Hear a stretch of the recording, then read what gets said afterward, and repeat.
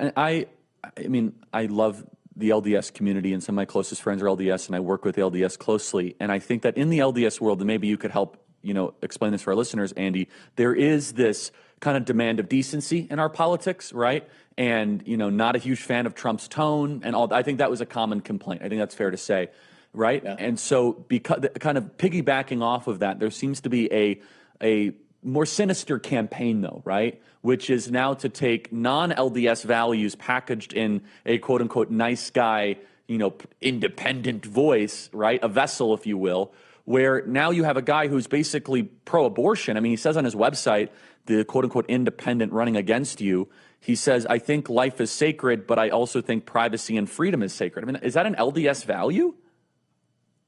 No, I mean, I always thought that we thought life came from God. It was designed by God. Mm-hmm. We believe, like everything from life to gender. We think that there's two genders, male and female, and all those things that are what people would say they're traditional values. I mean, that was what we believe. That is what I believe, and so that's why I say I think he's trying to out-left the left. And you're right. It's kind of this package of hey, I'm a sweet guy, and people shouldn't be mean to me, even though I'm going to go out and lie about Andy Biggs.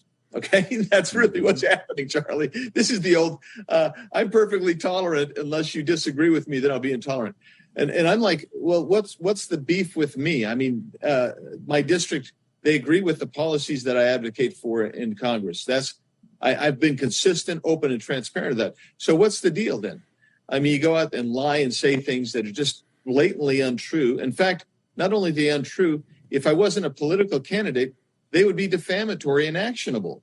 So I find, well, okay, Charlie, I just keep going along and doing my deal because it is important that there be somebody who's above the fray, who's honest and consistent, yes, says what he's going to do and does what he says he's going to do.